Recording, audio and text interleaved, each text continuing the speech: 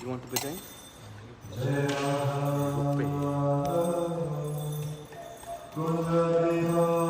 Jaya Radha Madhava Kunja Bihari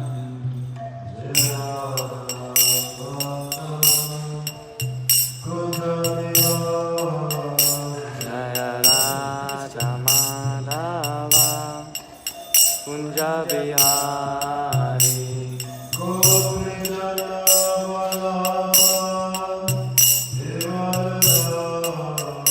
Jaya Gopi Jana Vallabha Girivaradhari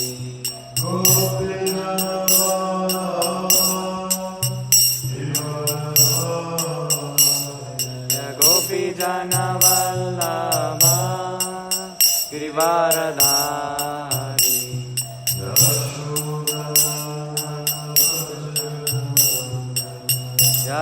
Yashodanandana Braja Jana Ranjana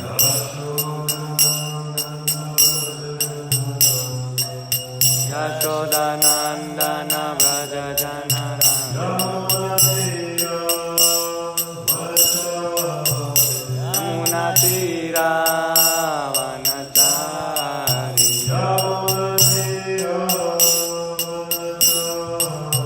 Yamuna Tira Vanachari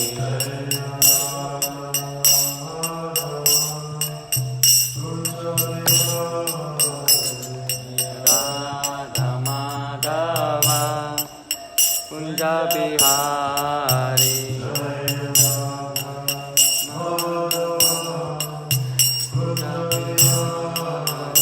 Jaya Radha Madhava Kunja Bihari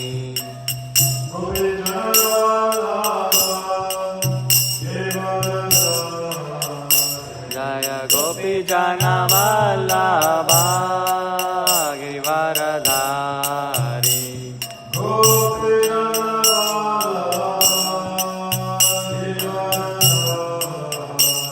Jaya Gopi Jana Vallabha Girivaradhari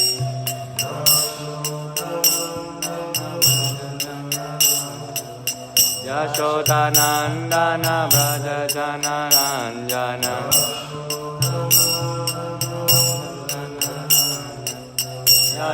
Yashodanandana Braja Jana Ranjana Yamuna Tira Vanachari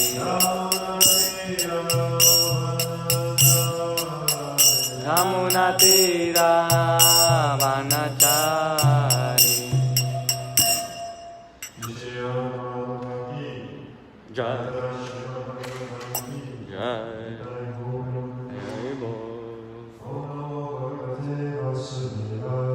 Om Namo Bhagavate Vasudevaya Om Namo Bhagavate Vasudevaya Om Namo Bhagavate Vasudevaya Reading the first canto of Śrīmad-Bhāgavatam, chapter 19, entitled The Appearance of True Grateful Soul. Today we're reading the texts 30 and 31.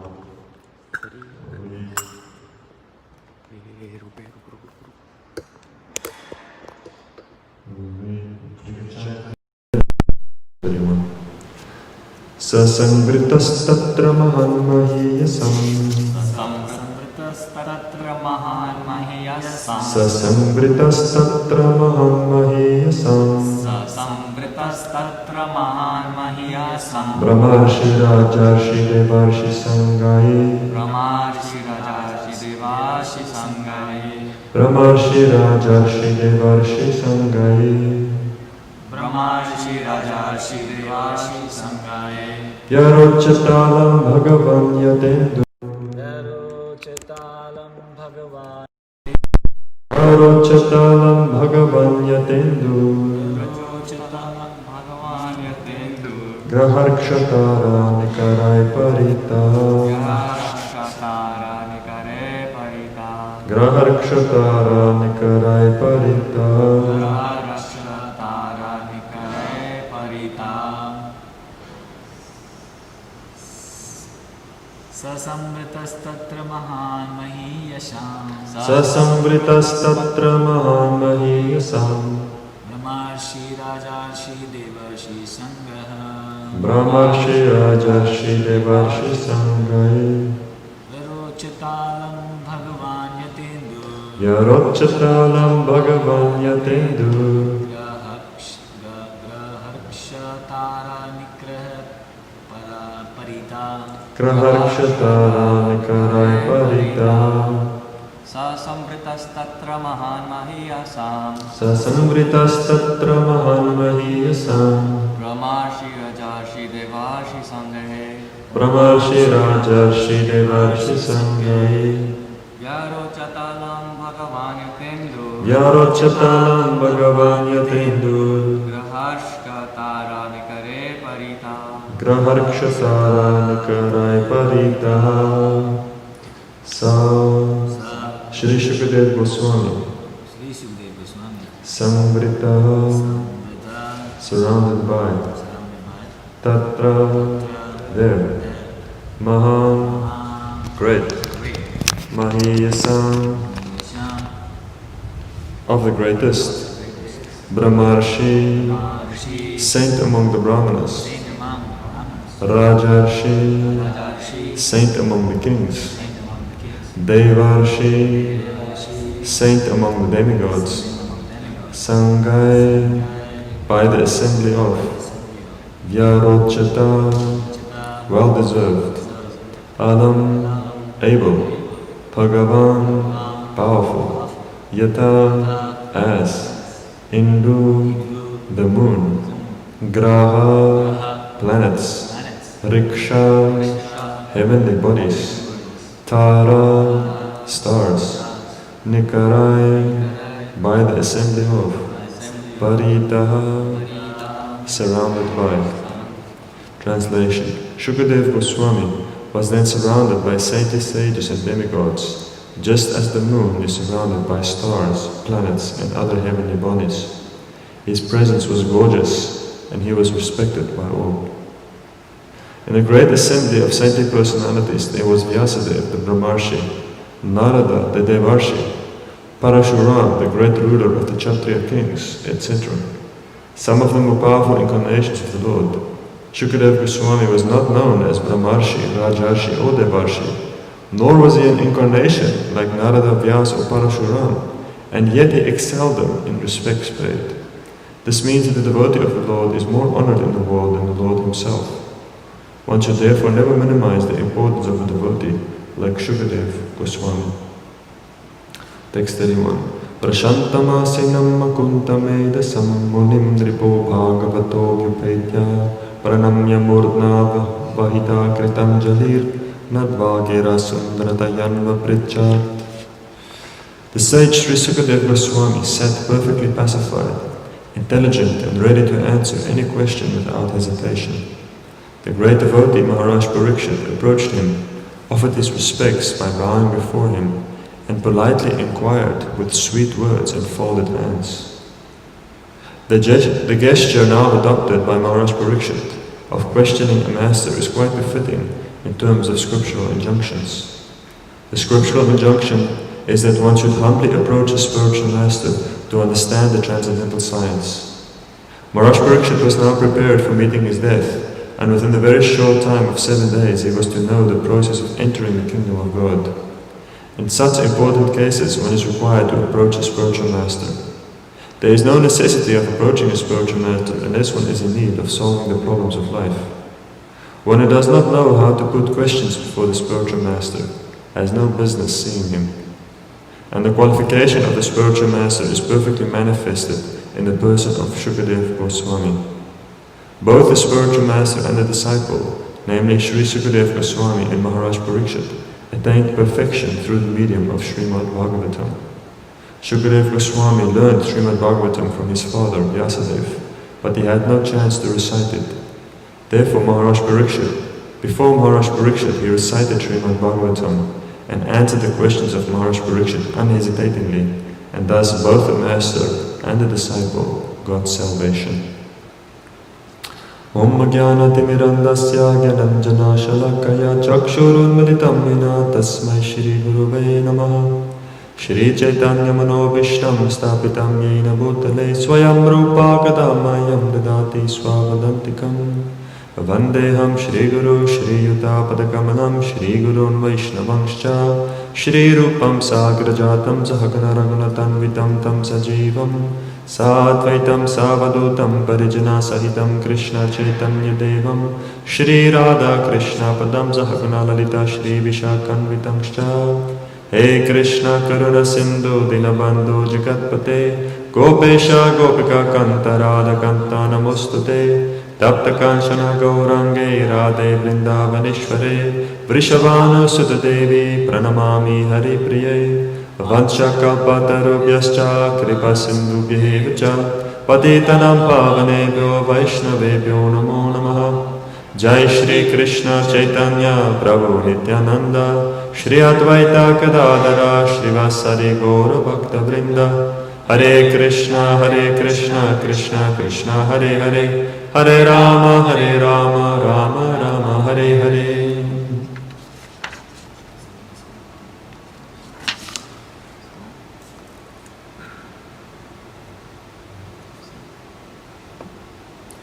To approach a spiritual master, it is explained that both the spiritual master and the disciple have to be qualified. Otherwise, there is not a successful transaction. Because it is like all relationships, it is an exchange of something that is happening when we approach the spiritual master. The disciple offers his service. And in exchange for that service, the spiritual master, he has to deliver transcendental knowledge. So both have to be qualified. Otherwise, there is not an adequate exchange. We see many cases where we would have what probably would call imposter spiritual masters. So just formal spiritual masters, people who look like gurus. And there is some kind of exchange, and there might even be some bathing of the feet and all kinds of pranams to Guruji. But at the end, has transcendental knowledge really been bestowed upon the disciple?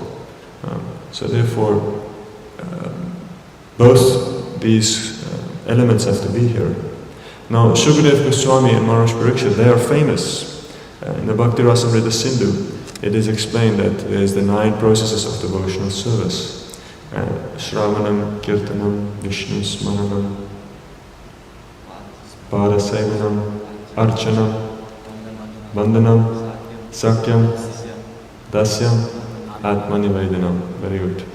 And then each one of them have a person that embodies that attained perfection by one of these processes. And Maharaj Parikshit, he attained perfection simply by Shravanam.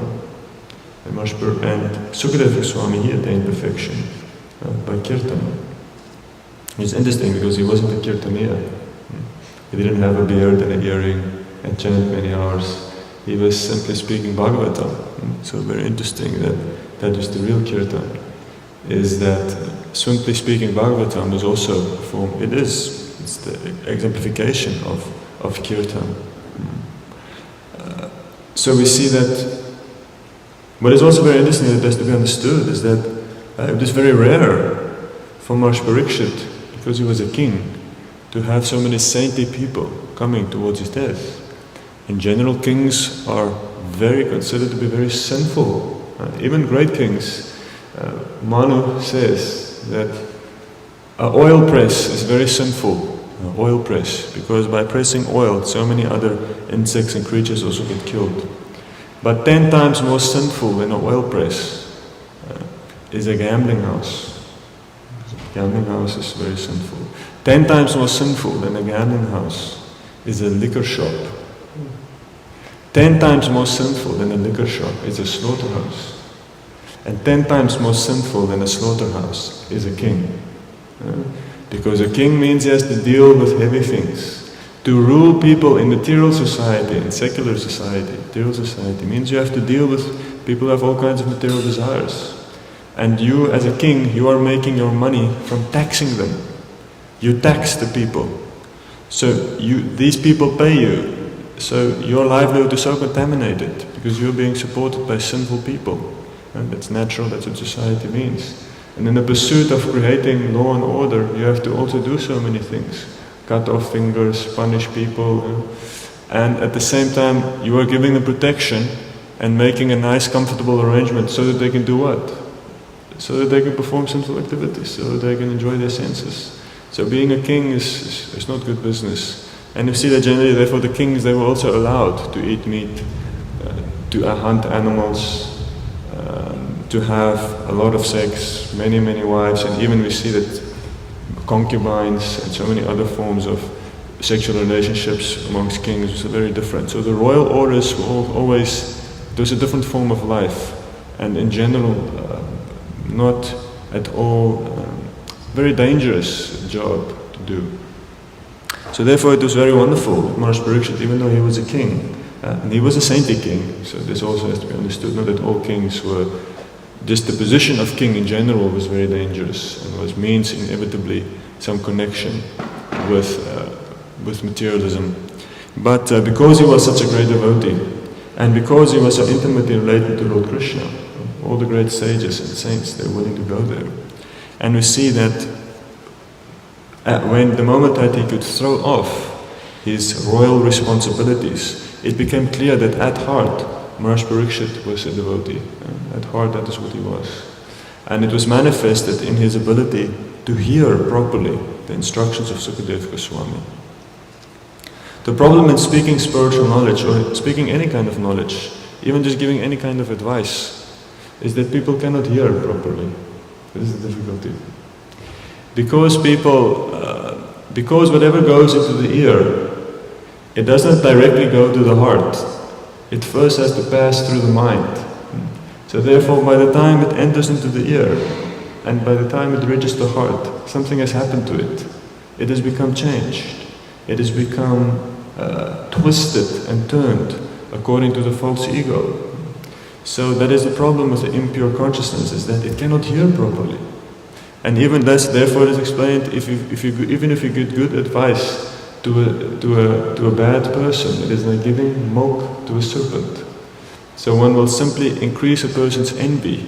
If a person is by nature envious, and you give him good advice, all that will happen is he will spit fire, because the envy will interact with the good instructions, and they don't have a good result. So that is difficult. Similarly also we see in spiritual life, if one has strong material desires, one will also take those instructions that facilitate one's desires very seriously and reject those instructions that somehow or other cause obstacles for our desires. So in that way, very difficult to find people who can properly hear. And the hearer has to work very hard to keep his consciousness receptive to the desires of the spiritual master. So therefore a lot to be heard by Sukadeva Goswami Maharaj Parikshit. And see that therefore Maharaj Parikshit, he heard with full attention, not allowing his attention to become diverted, and at the same time in great humility, understanding that he must be fully open to what Sukadeva Maharaj is trying to tell him. And what is interesting is it is in this combination between a qualified hearer and a qualified speaker, a qualified spiritual master and a qualified disciple, that real intimacy can be obtained within this world. The conditioned soul, he is looking for intimacy.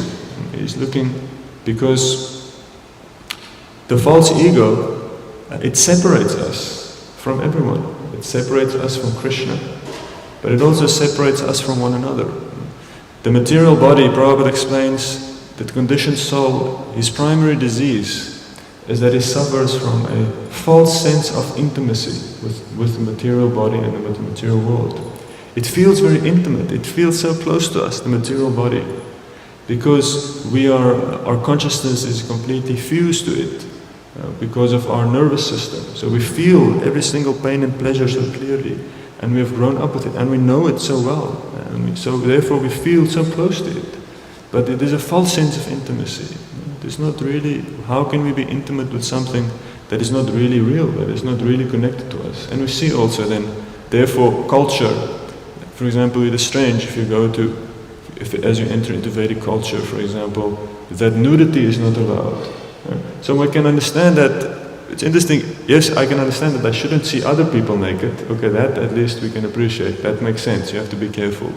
Any cultured person can accept it. But even myself, even, it's explained that even looking at oneself, the naked body of oneself, is considered to be bad culture. And then in the beginning it's like, well, that's so strange, because it means my body, I can do with it whatever I want to, isn't it? I already know it so well. But no, because it simply increases the false sense of intimacy with something that is not real. So therefore it takes a little time to appreciate that a large part of culture is there to protect us. Even sometimes in dressing, then we would sometimes always prefer clothes that are very comfortable. At least as we go more into the modern world, it becomes more and more about comfort. People just wear what they're comfortable with. But comfort, one has to also be careful, because what is the use of becoming comfortable with something that at the end will cause one a lot of pain? So therefore, some discomfort is not a bad idea, because it keeps us a little more distant from that. Because now it might be comfortable when one is young, and one completely relishes it, but then when one is very old, then one sees it's not so nice to have a sense of intimacy with the material body, because at that time it will cause a lot of pain. So similarly, intimacy, but the conditioned soul is looking for intimacy, looking for some strong connection, and we see that ultimately that intimacy is with Krishna. Because Krishna knows everything. Therefore, there is nothing to be hidden from him. Full disclosure. So therefore, that is very nice with the relationship with Krishna. Because we see in this world, sometimes you will try to explain to other people what you are feeling, but it is very difficult. They cannot really understand what we are feeling. We can try our best, we can speak for hours trying to explain to them what is happening. But the first problem is that they don't really care, actually. Other people don't really care how you feel. That is a fact. Sometimes if you have good friends, they will have some ability to be concerned about what you are feeling. But ultimately, not as much as you have. That is just natural. And a limited capacity to understand, because they are not feeling what you are feeling. But Krishna knows completely. We do not even have to try to explain to him what we feel. He knows everything from the inside out. So therefore, real intimacy is only to be found in that relationship with Krishna. And then similarly, as we become closer to the spiritual master, there also a deep sense of intimacy can be found. Not that the spiritual master is necessarily the individual that now has to sit and listen. So for a whole lifetime you've been trying to find someone that will listen to you, to all your problems, and listen to all your desires. And finally you have found a spiritual master, and now he will listen to everything. That is also not actually how it goes. The spiritual master is not a psychologist. He's not a therapist that you can sit and has to listen to all your problems, all your mental anxieties. No. The spiritual master is there to connect you with Krishna's desire. And as the living being starts to let go of false intimacy, and he starts to understand that his real interest is in fulfilling Krishna's desire, then the relationship with the spiritual master becomes much more substantial. And then there is a deep sense of understanding between the spiritual master and the disciple, because they both understand that this is all that really matters. And then it is at that point also that the spiritual master can trust the disciple more. Because previously the spiritual master has to be careful how much he tells the disciple, because now his desires are supposed to be taken very seriously by the disciple. But if he reveals too much of his desires to the disciple, then the disciple will become overwhelmed, and he will have to pull back, and he will either cause an offense by misunderstanding the spiritual master. But therefore, the spiritual master, he is careful. He is careful. But as one more and more relinquishes ulterior motives, then one can more and more enter into the inner circle of the spiritual master. And the spiritual master can then, he has to hide less of himself and of his own desires from the disciple. And then real intimacy is obtained.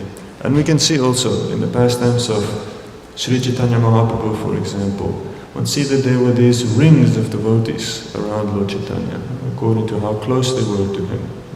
And some of them were so close to him, like Govinda, his servant, his personal servant, he was with the Lord almost the whole day, every day, completely with him at all times. And not just with the Lord physically, but even he was there when Swarup Damodar, another very intimate associate of the Lord, would be singing certain bhajans for the Lord's pleasure. And at that point we see that Lord Chaitanya had nothing to hide from these devotees. He didn't have to hide anything from them. There's one story where Lord Chaitanya, when he met Ramananda Roy for the first time, he was touring South India. Then Ramananda Roy, he was, interestingly enough, also a kingly person, not the king himself, but a great administrator. So also in general considered a Sudra, because he was dealing with so much administration, a Kayasta.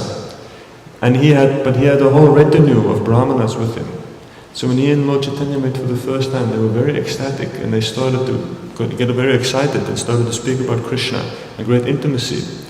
But they could see that the brahmanas who were with them, they couldn't understand what was happening, and they got a little bit uncomfortable. And then Lord Chaitanya, he had to contain his feelings, he had to hide his feelings, and they both calmed down and become a little more formal, and they understood that now is not the place to discuss all these things, because there are people here who cannot understand.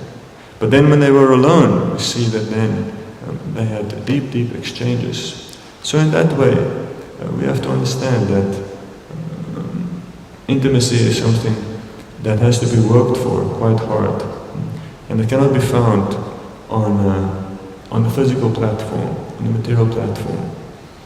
It is not possible, because it can only be found by people who have relinquished selfishness. There can be real intimacy. Otherwise, it is not possible. And that is the great disappointment also then in material relationships, material life, material friendships, these things at a certain point. It is not, when the attachment is tested, then it becomes exposed as something weak. And then it is very heartbreaking to see that. But at least we know with the relationship with the spiritual master and the relationship with Krishna, there it is simply dependent on us. The more and more we can properly situate ourselves in the consciousness of being receptive to the instructions of the spiritual master, then more and more we will enter closer and closer to his heart, and then naturally also to the heart of Krishna. And it is not difficult to obtain. It doesn't require some extraordinary feats. It is simply by the sincere process of trying to hear, and the sincerity to be willing to understand that sometimes I don't understand properly. It is required to understand. It might take a little while for me to understand properly what the spiritual master is instructing me. So that position of humility, constant inquiry and constant humility is what is required of the disciple. And then naturally the relationship develops much better. And as we see here with Maharaj Parikshit and Sukadeva Goswami, it was immediately Sukadeva Goswami. You can imagine if you would speak for 7 days without stopping. You can only do that if you see that the person you are speaking to is constantly attentive. Otherwise it becomes, even if you give a Bhagavatam class for 1 hour, towards the last 15 minutes you can see already people are starting to get a little anxious. Then it's difficult to continue speaking because you see that people want you to stop. So we can imagine that the eagerness of Maharaj Parikshit was equal to the willingness of Sukadeva Goswami to speak. Therefore he could continue speaking for 7 days, not having to worry if the person is thirsty or if he needs to eat something. So what an amazing experience where it can just gush forth in the heart. And in general, the enthusiasm of advanced devotees, it has to be diminished according to the capacity of the other devotees who can facilitate it. See that even Lord Chaitanya at a certain point he was chanting, he was dancing for many hours. And then Nityananda, he had to come and tell him, Maharaj, he said, Mahaprabhu, the devotees are becoming very tired actually, Because Mahaprabhu was just losing himself. And then imagine a kirtan goes on for 17 hours. At a certain point you're like, God, now I have to take a break. And then Lord Chaitanya, he came to external consciousness, and then he realized, oh yes, he could see the devotees are basically passing out and they have to take a break. So then he stopped. So that is also part of the material world. But at least we try our best to keep up with the purity of intention of the spiritual master, and also the enthusiasm of the spiritual master. And in that way we become more and more spiritually fit and develop our Krishna consciousness. Okay, let us hear if there are any questions or any comments or anything that has been said today. Yes, the young woman. Thank you for the next class. You said one thing that when we hear different things, it goes to the ears, but it doesn't go to the heart. It has to pass through the mind and also go to the world. Like, how to change that? Like, how to, because sometimes even you can see it. You can see it that you have maybe a wrong reception of some kind of instructions. Yeah. How to change it? By hard work. Yeah.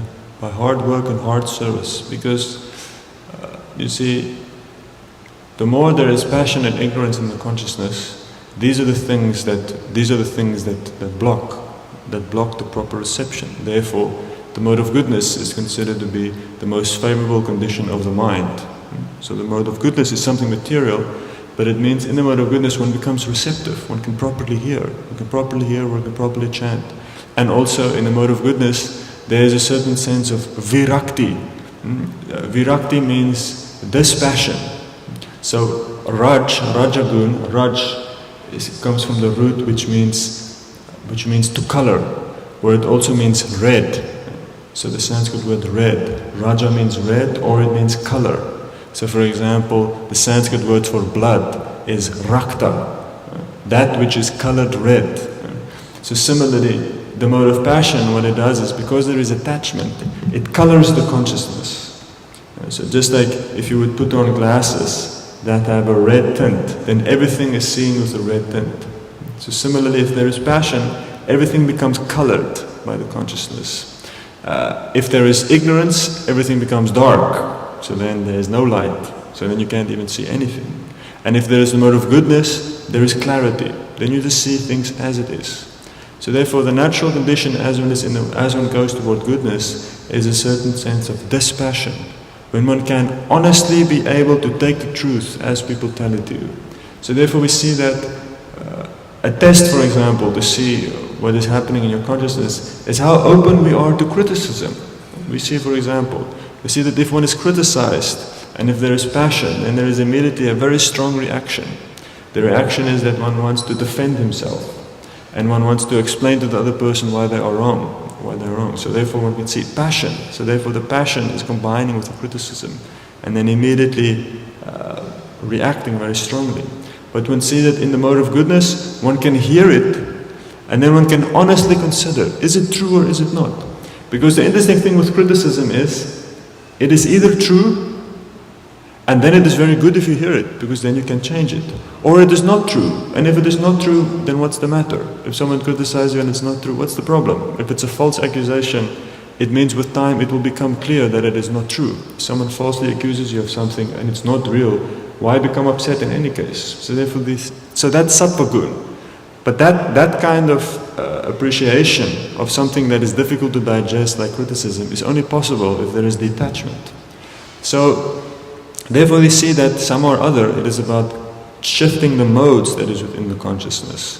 And that is done by the process of devotional service. So all the other services that we do, and even following a regulated lifestyle of the morning, all these things, they bring the consciousness more and more to a state in which it is receptive, to a state in the mode of goodness which it becomes receptive. And then it is possible to hear properly. But, and also we all start, but we don't all start on an equal footing. So that's the thing, we all have a certain base conditioning that is there. And therefore we have to work very hard.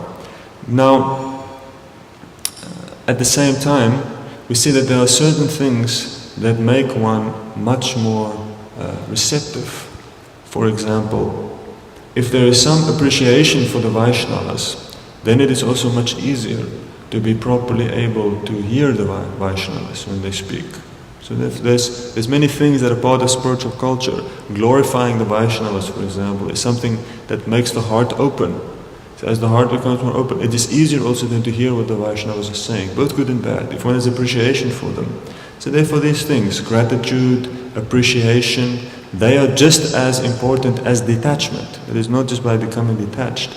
Because we see that even sometimes a great yogi like Durvasa Muni, for example, who was very austere, very detached from sense gratification, but at the same time, he completely misunderstood Ambarish Maharaj, isn't it? Completely misunderstood the situation, because his heart was hard and dry. So therefore, even such a person who was so elevated in discipline and regulation, even there, we see it didn't help him. He still made a mistake, still couldn't understand the intention of the Vaishnava. Why? Because no bhakti, no appreciation for the position of a Vaishnava. So it is this, that also is important. The appreciation, gratitude, that positive qualities of devotional service, that is also makes us actually very receptive to the devotees. It makes us also more forgiving to the devotees. Even then when there is wrong, even then when we are say wrongly criticized, then we can also not be so much disturbed. Because we see that, oh, what is the difficulty? Somehow I understand this person, they're not having a good day or they're just like that. So in this way, understanding is very important. So proper hearing means properly understanding. And then in our practice with the Vaishnavas, that practice brings us then to the lotus feet of the spiritual master. Because if we are able to properly understand and properly hear and properly appreciate all the Vaishnavas, then when we hear and listen to the spiritual master, we can hear very clearly. That's where we understand that it is, therefore we see the culture of Krishna consciousness is not, in the neophyte stage, we see the Kanishta Adhikari. He simply thinks that the only thing that is important is my relationship with the deity. Everyone else can go to hell. That's what the Kanishta Adhikari says. I don't care about anyone else. The only person that's important is what I do for the deity, that's it. And then maybe later, the deity and my spiritual master. So then that's it. There's my deity, there's the deity that I worship, there's my guru, everyone else, I don't care about them.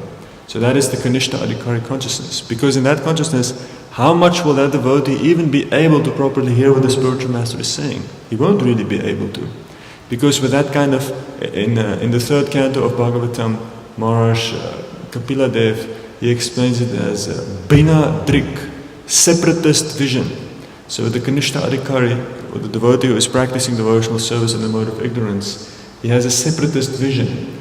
He thinks that Krishna is only here but not there. And you will see sometimes devotees will say that. They say, oh no, that person, I don't think he is really a devotee. Very careful saying that, making that kind of, start making these distinctions. Because we see that Lord Chaitanya in the Chaitanya Bhagavat, when he was speaking to Advaita Acharya, he said, hear me now clearly.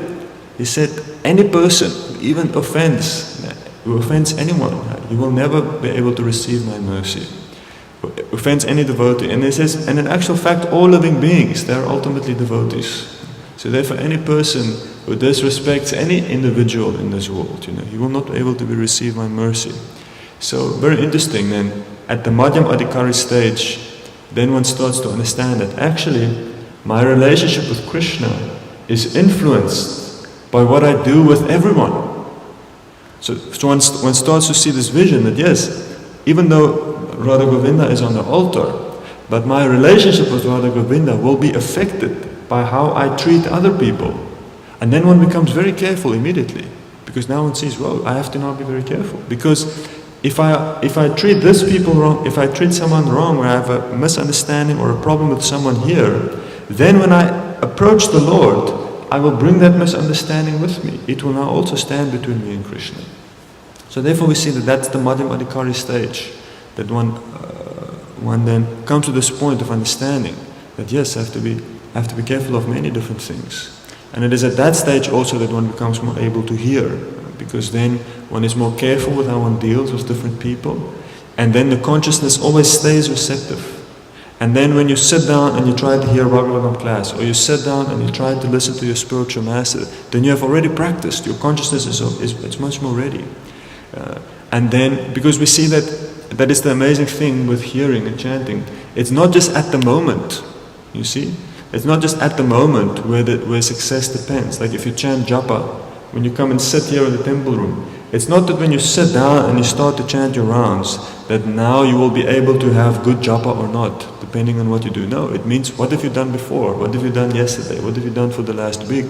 So you build up a certain state of consciousness, and then that consciousness becomes receptive.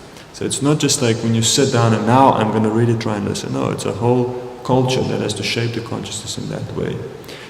But the most important thing, if you see at least from Prabhupada, so there is purity, which we always invest in many, many different ways. But the most important element in proper hearing is just repetition. It's just trying again and again, somehow or other. That is the ultimate hope of the devotee. Is by just continually being willing to try and hear, even if somehow the message is not coming in. That is the real test of our sincerity. We see the same thing with chanting the holy name. What is the problem in chanting the holy name is offenses against the holy name. Therefore we have no taste, therefore it's very difficult to be attentive. And then there's many things that one can do to try and ameliorate it or make it better. But what is the primary thing we do? We continue to chant the holy name, even if there is no taste, we continue to chant. And that sincerity is what ultimately purifies us. So similarly, we continue hearing. That is the most important thing. And by continually hearing, is it explained that, you see, sometimes you can have a disease. There's a disease in Ayurveda, I can't remember the name. But what happens is that the moment you eat something, you vomit it out. It's a very big problem. Because if that goes on for quite a while, then you cannot digest anything. So then you become very weak. So the moment you eat something, you vomit it out. So similarly, when we hear, if we're not hearing properly, even if we get good instructions, it comes in and then we vomit it out. So, for example, by defending ourselves, it means we vomit out what we have heard. We don't open ourselves up that there's any chance that we are wrong. Or so many things come in. When the spiritual master addresses our material desires, then we say, no, it can't be, and then we rationalize it. So by vomiting out, we throw it out again. But as explained, just like this Ayurvedic patient, what is the solution to someone who has this disease? What you do is, you take some ghee, and then you melt it, you make it nice and hot, and you melt it down, it becomes like a liquid. Then you give that to the patient, a little shot of ghee. So then they shot it, then they drink it. So it goes down, but yes, inevitably they vomit it out again. But if you've looked at ghee, for example, if you take ghee and you put it in a cup, even if you throw it out, what happens is there's a layer of ghee that stays, because that's oil, it's the nature of oil. So similarly, even though that patient then vomits the ghee out, his stomach becomes coated with this layer of butter that then becomes digested, and then he gets a little strength, and then he does it again and again, and then gradually his strength builds up until he's able to fight off the poison, and then he can again become healthy. So similarly, by continuing to hear good instructions, even though we cannot fully appreciate it, something stays behind, something stays. And by that little something that stays, from that we get a little strength. And from that we get a little strength. And then slowly by slowly we become purified. And we have seen also people who come initially in the association of devotees, and they are unable to take proper instruction. But actually something stays. Even though it looks like they're very arrogant and they cannot listen to anyone, but they hear. And they have a big fight about it, but they hear something. And then after a year or 2 or 3, you see that, well, something came through. And then we see that the transformation takes place. So in that way, to be patient with ourselves and to be patient with others is also important, because we might not necessarily be doing anything wrong. It will just takes a little while for the message to come through. Unfortunately, what can we say? Yes. Additional question. Yes. So how to understand then that you understand it right? For example, you understand it right. The only way to do. Yes. So you always. The best way to come to the point of understanding it right is that you are always careful by thinking that maybe I have it wrong. So never thinking that you know. That's the whole point. You're never sure if you know. At any point. Then one is always protected from thinking. The moment that you think you are right, then you have to be careful.